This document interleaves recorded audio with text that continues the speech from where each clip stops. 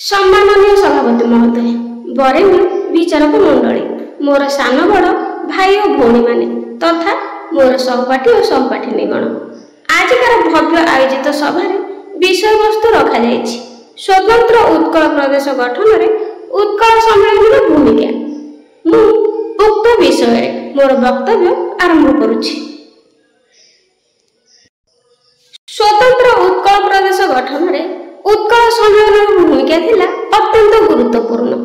यह थिला एक राजनैतिक अनुष्ठान एवं मधुबाबू थिले उत्कल सम्मेलन प्राण। विच्छिन्न होई पड़िथिबा ओडिया भाषाभाषी अंचल गुड़िकर एकत्रीकरण एवं सुरक्षा निमंते उत्कल गौरव मधुसूदन दास उत्कल सम्मेलन प्रतिष्ठा करथिले।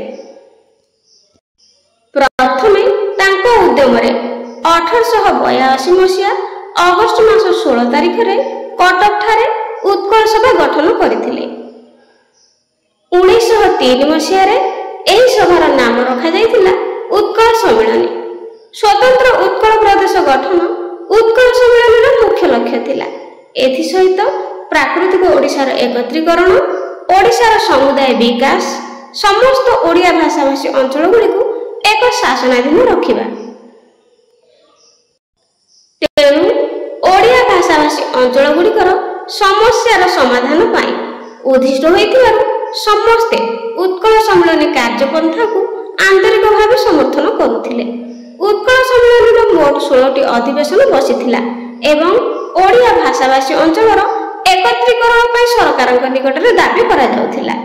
1914 डिसेंबर 26 और 27 तारिख रे उत्कल सम्मेलन 10म अधिवेशन पारलाखेमुंडी ठारे अनुष्ठित करा जायतिला। एही सम्मेलन मुख्य उद्देश्य थिला पूर्णांग ओडिशा गठन पाई सीमा निर्धारण करिबा। ओडिशा बहु घात और प्रतिघात मध्य गति करी शेष 1936 मसीहा एप्रिल मास 1 तारिख रे स्वतंत्र प्रदेश भाव में मान्यता पाइला एवं समग्र भारत रे ओडिशा प्रथम भाषा भित्तिक राज्य।